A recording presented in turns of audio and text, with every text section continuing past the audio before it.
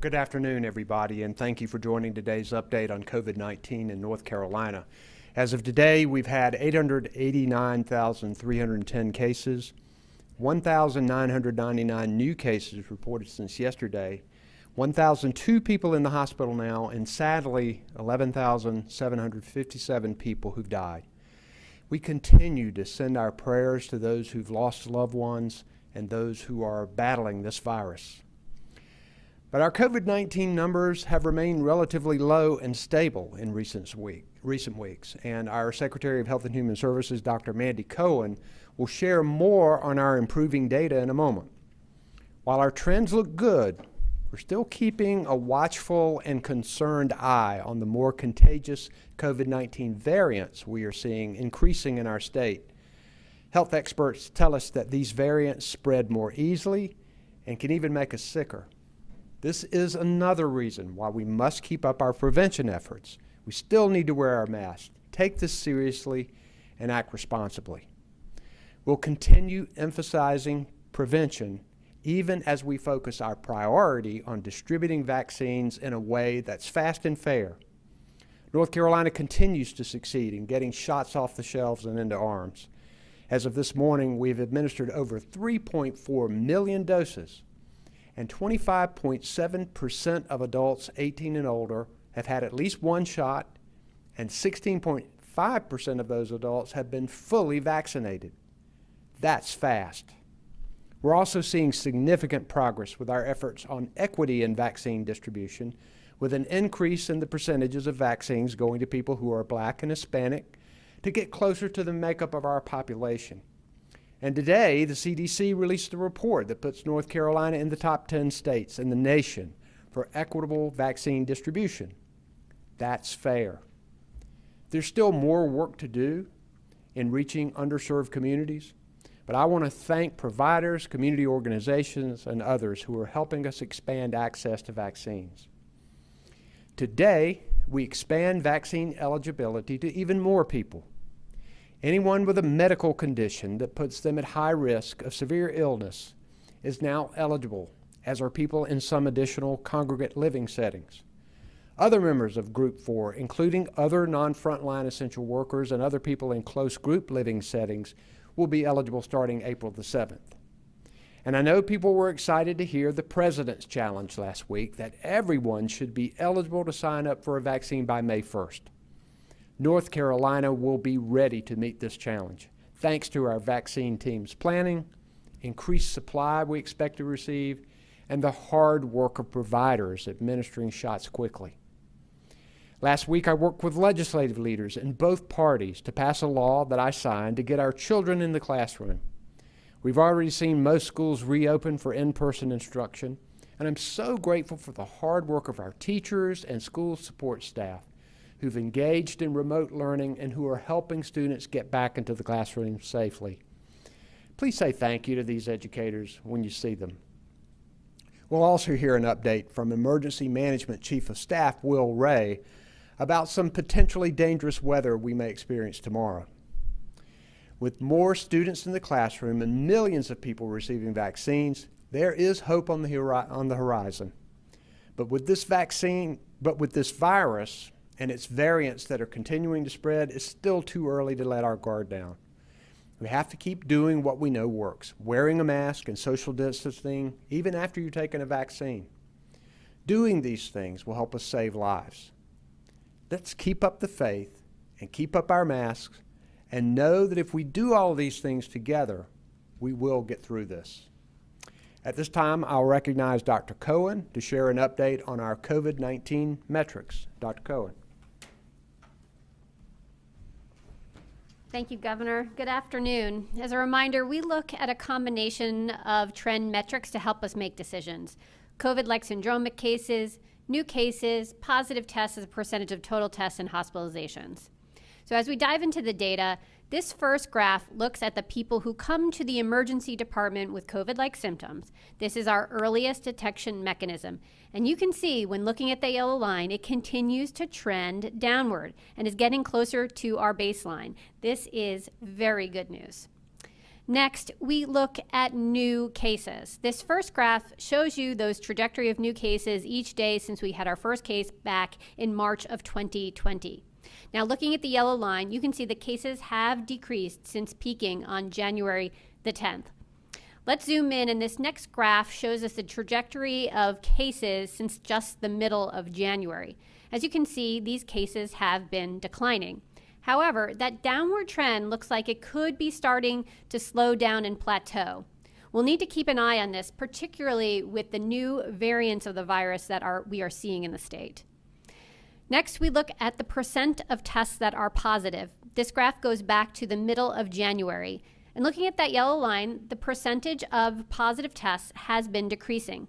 Last week, we saw some of the lowest rates of the pandemic. Out of the past 14 days, 9 were below our goal of 5%.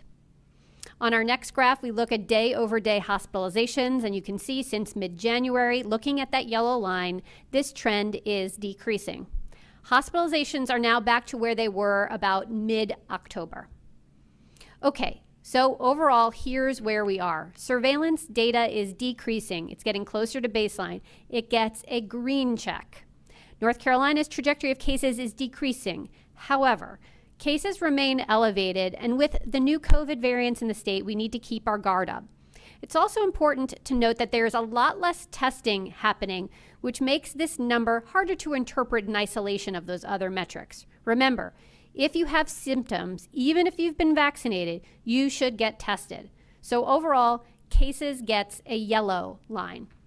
North Carolina's trajectory in percent of tests returning positive is decreasing and has been under 5% for several days. This gets a green check. And North Carolina's trajectory of hospitalizations is decreasing but still elevated. It does get a yellow line. We are seeing similar positive trends in our counties. This week's COVID-19 county alert system, which you can see in the map at the bottom of the slide, has just one county as red with critical levels of viral spread. Most counties are yellow with significant levels of viral spread. And you can see that this is a big improvement from where we were just a month ago. The next slide shows where we are in vaccination, and it tells a great story. Just over a quarter of all North Carolinians 18 and over are at least partially vaccinated, and 16% are fully vaccinated. That means more than 1.2 million North Carolinians have been fully vaccinated. And as Governor Cooper noted, we are one of the top performers in the nation when it comes to getting vaccines to people from racial and ethnic minority groups and those who are economically and socially marginalized. We're committed to using every lever we have to ensure that historically marginalized populations can easily access a COVID-19 vaccine. That includes how we allocate the vaccine, who we allocate the vaccines to, which events we can support, where we deploy state resources, and who we engage on the ground to help address barriers like transportation and internet access. Thanks to the hard work of our vaccine providers, today those who have a medical condition that puts them at higher risk, as well as people who live in certain congregate settings, are now eligible to get their shots. The rest of Group 4 will become eligible on April the 7th. North Carolina follows the recommendations of the CDC as to who is at higher risk for severe illness from COVID-19. This includes conditions like asthma, cancer, diabetes, heart disease, kidney disease, sickle cell disease, obesity, or smoking. A complete list of high-risk conditions on our website at yourshotyourspot.nc.gov. We are very fortunate to now have 3 tested and safe, effective COVID-19 vaccines that keep people out of the hospital and prevent death from this virus. With improving supplies, North Carolina can get more people vaccinated sooner and meet our goals to provide equitable access to vaccines in every community in the state. This is all good news. However, our work is not done just yet. Keep wearing a mask, waiting 6 feet apart, and washing your hands. Let's keep protecting each other until everyone has a spot to take their shot. Thank you, Governor.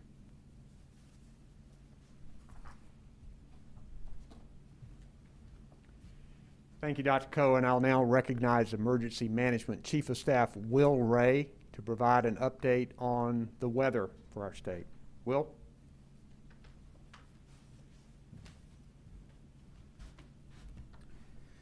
Thank you, Governor and Secretary Cohen, and thank you for your continued outstanding leadership. Good afternoon, everyone. Today is day 373 of the State Emergency Operations Center activation for the COVID-19 response. We continue to support our state emergency response team partners with the ongoing COVID response, including the federally supported Community Vaccination Center in Greensboro, where ongoing efforts have provided more than 19,000 vaccinations. We want to take a moment to thank all of our federal, state, and local partners for this ongoing effort in Greensboro, as well as vaccination efforts statewide. This is truly a whole-of-community response to support all North Carolinians. We want to take an opportunity today to discuss the potential for upcoming severe weather. The Storm Prediction Center has upgraded much of central and eastern North Carolina to a moderate risk for severe storms on Thursday, which could impact operations at vaccination and testing sites statewide. The threat of severe weather is greatest along and southeast of the US 1 corridor. However, severe storms will be possible statewide tomorrow. Storms are likely to move into western North Carolina during the morning hours and continue east across the state through the afternoon and evening. Some strong storms may continue overnight Thursday near the coast. Damaging wind gusts in excess of 60 miles per hour and large hail of 1 to 2 inches in diameter are possible with these storms. Strong tornadoes could also develop across the state with this system.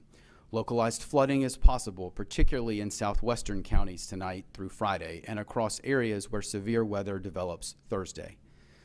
Strong northerly winds could produce minor to moderate soundside flooding across portions of the Outer Banks and areas adjacent to the Pamlico Sound and Neuse River on Friday and Saturday. Additional beach erosion and ocean overwash will also be possible along the northern Outer Banks. To make sure we are postured appropriately to support any local response to weather impacts, the state will be activating the State Emergency Operations Center for this event and engaging our CERT partners for potential response needs. We've conducted operational readiness checks with a number of our response teams across the state and will continue to monitor the situation along with our local partners. All North Carolinians should continue to monitor the forecast as details and expected timing will be refined over the next 12 to 24 hours.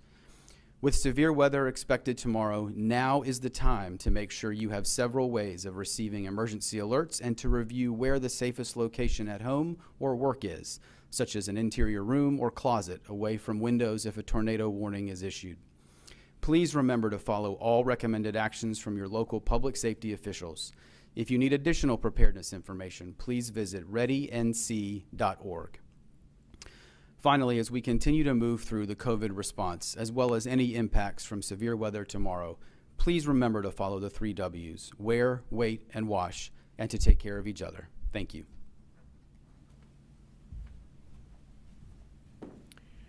Thank you, Chief Will Ray.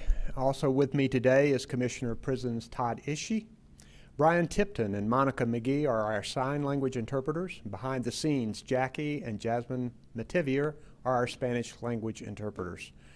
We invite members of the media to ask questions. If you can identify yourself and your organization, we would appreciate that, and we'll take the first one.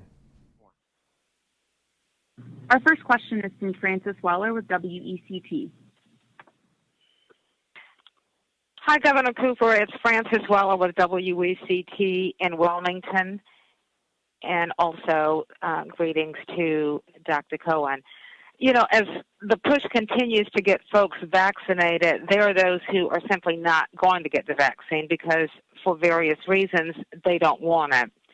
But we're hearing that some companies, such as restaurants, are now telling employees that they are required to get the vaccine. As Governor and former Attorney General, is that legal? Well, first, we're recommending that all adults who are over the age of 18 for Moderna and Johnson & Johnson and over the age of 16 for Pfizer to get vaccinated unless there is some special medical issue that you have. It's really important to educate people about getting a vaccine. Yes, we have seen a lot of vaccine hesitancy out there, but at the same time, once people learn more about it, once people see community leaders, doctors that they trust, other people that they trust, tell them that this is safe, then more and more people are coming over. So we want to give as much time for that kind of education. We know that there are a lot of jobs out there that's going to be important for people to be vaccinated because they deal with the public. I know that we're going to be talking with legislators and others about whether vaccines should be required and whether employers can require vaccines. I don't want to get into interpreting the law here at the podium without giving a firm review of all of this. But suffice to say that we're going to be pushing for people to get this vaccine. We know that employees who particularly have to deal with the public need the vaccine to protect themselves and the public, and we're going to keep working with businesses and others to find the best way to do that. Would you want to contribute to that? Okay. Next question, please. Our next question is from Caroline Hicks with WBTV. Hi, this is Caroline Hicks with WBTV. Thank you for taking my question. I wanted to see if I could learn more about the vaccine supply and what you guys are expecting as a state as we move into April. We keep hearing the vaccine supply is going to go up. Do you know by how much? And do you know when that would allow the state to open up vaccinations to Group 5? Well, first, we're continuing to be encouraged by what we are hearing from the President's administration. We are in constant contact with them. One of the things that we as governors ask the administration is for a better runway so that we can see what's coming down the line so that we can prepare. And we will be getting increases in the number of vaccinations, which has so far allowed us to open up groups earlier than we had expected, and we hope that continues to happen. But I'll let Dr. Cohen address that specifically. Hi, Caroline. To build on what the governor was saying, so our vaccine supply has really steadily increased over the last 8 weeks. We were getting about 120,000 doses at the end of January, and going into this week, we're doing about twice that, so about 240,000 vaccines are coming into the state. But remember, that's just the state allocation. There are also additional channels that the federal government has added. For example, going to our retail pharmacy partners. So we know every Walgreens and some of our CVSs in the state of North Carolina have vaccine. That is above the allocation that comes to our state. We know vaccines coming to our FEMA site in Greensboro that was mentioned, for example. It's going to our FQHCs, or Federally Qualified Health Centers. So there is vaccine coming in a number of different channels. But in terms of what is coming to us, again, we have seen that doubling over the last 8 weeks in the Pfizer and Moderna. And it is really the Johnson & Johnson supply that is really going to pick up in the month of April that will, I think, allow us to further accelerate our efforts. Right now, we got a one-time allocation of Johnson & Johnson vaccines the very first week it was authorized. That was about 80,000 doses. We've gotten just a small amount, about 10,000 doses since then, but we have been forecasted by the federal government to be receiving more of that Johnson & Johnson vaccine end of March, beginning of April, and then every week going forward. So I think that will take us from about 240,000 into 350,000 range every week. So as the governor said, we hope to be able to continue to work through our eligibility groups and stay on track for President Biden's goal of having all adults be eligible by May 1st. Thank you. Next question, please. Our next question is from Richard Craver with the Winston-Salem Journal. Hello, Governor. This is Richard Craver with the Winston-Salem Journal. I have a couple of questions, one of which I just wanted to make sure when you're talking about the members who will not be eligible for Group 4 until April 7th, are they still those essential workers who did not meet the criteria for being considered as frontline? And then the second question is, as we're seeing more vaccine coming in and we're seeing more vaccinations, how are you putting that into perspective when it comes to reopening the economy and including the reopening bills that are in the legislature?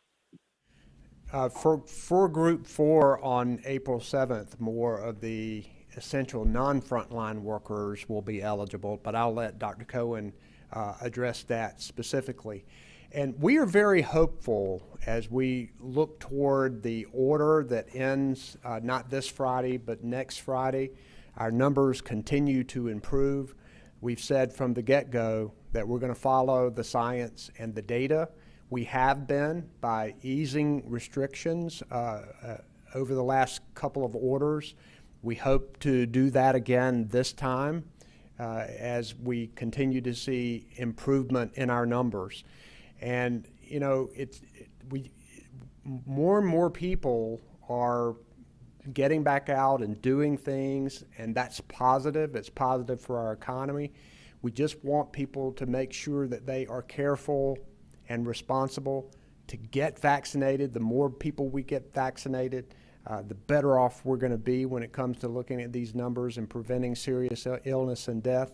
And the more people who are careful, wear a mask, and do the things that they need to do, the better off we'll be. But I'll let Dr. Cohen address a little bit more about the Group 4 and what's coming up, and then that other issue if she wants.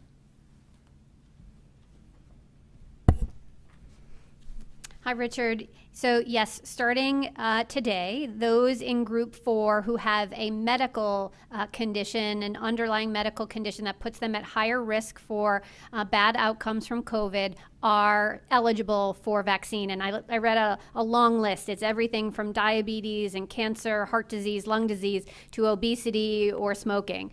So I would encourage folks who may have an underlying medical condition or may be obese, smoker, or other to really look at those conditions and see if they are eligible. We've talked throughout this year of COVID where we know that half of adults in North Carolina have a medical condition that might put them at higher risk for COVID. So we know this can be a large group. So we hope that folks will take advantage of the fact that they are now eligible for vaccine and go and get an appointment.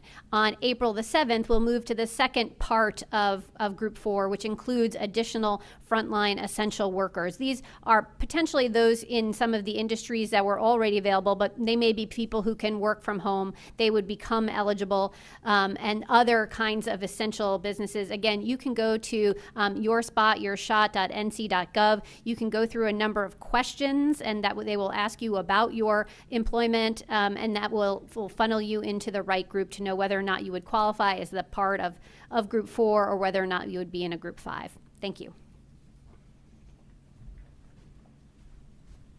Next question, please. Our next question is from Dawn Vaughn with the News and Observer. Hi, Dawn Vaughn with the News and Observer. So it's been a year since North Carolina's been under the state of emergency, and as you mentioned, the current executive order expires next week. So what can you tell people now so they can make plans, since Easter and Passover are coming up, about what kind of restrictions will be lifted next week, and also what the benchmark is if May 1st being open for vaccine eligibility, if that's tied to restrictions so people can make plans? Well, thanks, Dawn. As we've said all along, that we look at a combination of data metrics to determine where to go with easing of restrictions. And as I mentioned earlier, we are very hopeful that in the next executive order that we could see additional easing of restrictions. I think the structure of how we have set out these restrictions have been positive for North Carolina. It has resulted in positive health results for our state. Our economy is continuing to grow and moving in the right direction. So we feel confident about where we are and look forward to announcing that next week to talk about what's going to happen on Friday. Next question, please. We have a follow-up. Dawn Vaughn, News and Observer. Thanks for the follow-up. And I know you just said next Friday, but people are asking ahead of time. It's a week and a half until Passover and Palm Sunday. Clergy are asking what to do as people are vaccinated. What can you tell them today instead of right as the order is expiring? So as I mentioned earlier, we are hopeful that we can ease restrictions even further in the next executive order.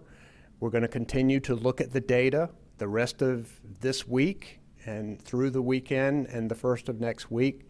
then analyze all of that data and make decisions on what that needs to be in consultation with our health experts and in our continued conversations with businesses throughout North Carolina who have contributed greatly to the kinds of protocols that we have put in place. So we're very hopeful, and also as more people get vaccinated, that does figure into what we're doing. We know that more people will be protected. At the same time, we want to continue to tell people to wear masks and be responsible about what they do, because we have these variants out there. We've seen some spikes in some other states and other countries. We don't want to see that here. That's why we don't want people to let down their guard. Next question, please. Our next question is from Brian Anderson with the Associated Press. Hi, Governor. Hi, Dr. Cohen. Brian Anderson here with the AP. Had two questions for Dr. Cohen really quick. We know that if you live in a congregate setting, such as a frat house or a dorm, you can get vaccinated starting April 7th, but there's many people who are college students who live at home and then attend these super spreader events. Would you consider opening up on April 7th? And then my second question is, North Carolina has been widely praised for its robust list of 18 different health conditions. One of them that isn't on there that I've seen some attention to is allergies, particularly people who are allergic to antibiotics, which could present a concern if they became infected. Would North Carolina consider adding any additional conditions to its existing list? Thanks. Sure. First, on the congregate settings, you are right. Starting on April 7th, we folks who do live in congregates, other kinds of congregate settings, will be eligible for these vaccines, and so that does pick up a large number of our college students. I think that as we've been talking about today, between April 7th and May 1st, which is the goal set out by President Biden, I think we will be able to open up to all adults, and that would include other college students. So I think we're talking about just a number of weeks here between the two groups. So we want to prioritize those in congregate settings. We know that's where the virus spreads fastest. So that is why we're doing that prioritization. But again, I don't think there's going to be a huge time difference between April 7th and making the President Biden's May 1st deadline. And it may be possible that we can go even sooner than May 1st. We'll have to look at supply and demand and talk with our vaccine providers about that.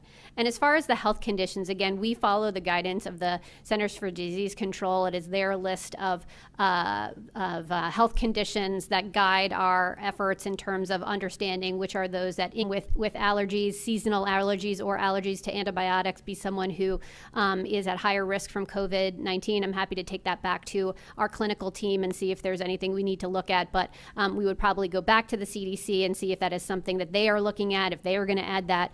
So we will consider that if that's something the CDC will end. But I have not seen that in the research and the data in terms of putting that being a risk factor that would have worse outcomes for someone with COVID. Thank you.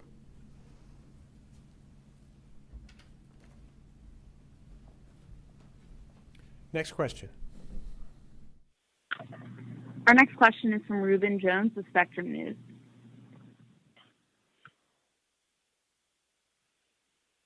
Hi, good afternoon. This is Reuben Jones from Spectrum News in Charlotte. I wanted to ask you about Group 5 as we get coming up to May 1st here. Do you expect that to all still happen at once, or do you expect there to be any sort of splitting of Group 5, whether it's 55 and older or anything like that, prior to the May 1st deadline? I know that we have continued to see an increase in the number of vaccines that we get, and I know that we constantly monitor what our providers are seeing out there. We want to be able to provide openings as soon as we possibly can, and we take all of that into account. But I'll let Dr. Cohen address that specifically. Hi, Ruben. At this point, we do not anticipate further splitting out of Group 5, which would be all other adults that have not all previously gotten vaccinated. But I think, again, as the governor said, we need to understand the supply that we're seeing at the time, the demand, and do we feel like we need, do we feel like our vaccine providers will be overwhelmed with demand if we open to all right away? I think that with opening to those with an underlying medical condition that puts them at higher risk for COVID, and that opens today, we do capture a lot of adults across North Carolina. As I said, we know that half of adults in North Carolina have one of these underlying medical conditions. Many of them are over 65 and frankly already vaccinated, but we do believe that this picks up a lot of folks under the age of 65. So by the time that we are opening to all adults, we do believe that we won't have to further sub-segment group 5, but we'll have to see what the supply looks like and what our vaccine providers are seeing on the ground. But at this time, we don't see a change coming.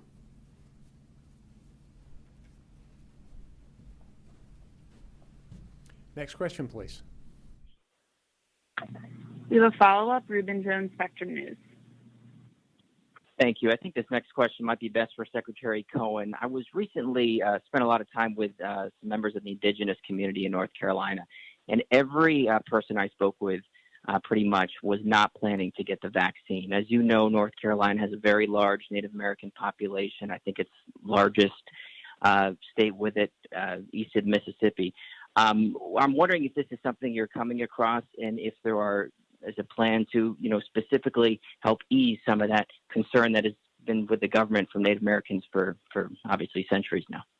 Well, Reuben, thanks for bringing that up. I was just with the Commission on Indian Affairs last week talking about the importance of vaccines, and there's been great partnerships across the state on making sure that we can get vaccines out equitably. That means to our African American community, our Hispanic, Latinx community, as also our Native American community. So we are working across all of those. And I also want to mention that there is vaccine. Question is from Jonah Kaplan with ABC 11. Governor Cooper, Dr. Cohen, good afternoon. Thanks for taking the questions. Jonah Kaplan from ABC 11. Twice now you've moved up the calendar because we've had increased supply. Is that also because, though, if there's increased supply, maybe there's plateauing demand? And if there's plateauing demand and we don't reach herd immunity, well, then what? That's a good question, Jonah, and it's one that I was just having a conversation with Dr. Cohen and other health officials about. Right now, all of our appointments for vaccines are filling up and people want them, and we're reaching out to communities. But we still know that there is a lot of hesitancy out there across the board, and we're going to have to, at some point in this process, really work toward convincing people that this vaccine is safe and effective, because it absolutely is. The more people who get vaccinated and the more people that who've gotten vaccinated, the more likely people are to change their minds and to say, okay, I'll get a vaccine. I've seen it happen personally with people, and I've heard lots of stories about it, and I think some research backs that up. But we're going to be working extraordinarily hard to convince people that this is important to do. And I know at some point, as we increase supply, that we're going to really be working to try to get a greater percentage of the population vaccinated, people who don't want it. I think Dr. Cohen says that covers it. Next question, please. We have a follow-up, Jonah Kaplan, ABC 11. Thanks again for that answer. My second question really is about the vaccine and. It's been wonderful that we have these vaccines, and yes, attention should be made to them. It's important. It's critical. I'm very blessed and grateful that I got mine. But how important also is your physical safety? And as the sun comes out, fighting obesity, getting healthier, what role does that have in also protecting you from viruses like COVID-19, or the coronavirus that causes COVID-19? I'm going to let Dr. Cohen address it, but I'll preface that with this comment. We know that during this pandemic that many people have let other health conditions go unattended to, and many people have not engaged in preventive care like they did before. People have had trouble overeating, not exercising enough, and potentially other diseases or problems they might have gone undetected. So it's going to be absolutely critical that as we get back into the swing of things, that we pay attention to these health issues that are in front of us. It's one of the reasons why I'm pushing the legislature to allow us to step into this open door that the federal government has given us to expand Medicaid to 500,000 to 600,000 people. A lot of people have lost their jobs during this pandemic and therefore have lost their employer-sponsored health insurance. We're going to have to pay attention to people's mental health, to opioid abuse. All of these things are going to be important. And I will let Dr. Cohen opine on how much that helps protect you from the virus in addition to vaccines and being careful. Dr. Cohen. Well, the governor covered that very well in terms of the fact that we know that the healthier your body is, the better you are at fighting off COVID. It's why we are seeing those with obesity or with underlying lung damage because of smoking. Those are things that put you at higher risk for bad outcomes from COVID. So there has never been a better time to make sure that you're doing everything possible to put yourself in a healthy position to fight off COVID. Even with a vaccine, we know that we want to be healthy for so many reasons. I want to point out what Governor Cooper was saying about mental health. We have learned, because we've had, unfortunately, hurricanes and other natural disasters here in our state, that often the impacts of mental health are seen after the crisis. So as we emerge from this, we are going to be particularly attuned to the mental health needs here in North Carolina. But I say it goes back to also having that insurance card and that access point in to be able to seek the help that you need. And we have the opportunity to get 500,000 to 600,000 people that access card and that insurance card, and by saying yes to Medicaid expansion. So you're going to hear us talk about that a lot as a really important component to our recovery efforts overall. Thank you. Next question. Our final question is from Derek Dellinger with Fox 46. Yes, this is Derek Dellinger with Fox 46. Thank you for taking my call. I have actually two questions. I'll just go ahead and ask the first question first. As far as this May 1st guidance from the president, is this moving up any plans the state may have as far as any resource allocations or any plans to actually get more people to get involved in the vaccination efforts? Is that rerouting anything? Is that causing things to be moved up? Is that affecting anything that the state is doing right now to actually get the vaccination effort out? So to answer that question, no, I don't believe so. We are looking forward to having vaccines open to all adults by May the 1st.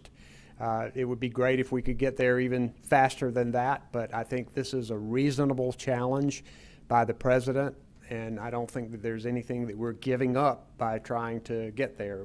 And she would agree with that question. So next question, please.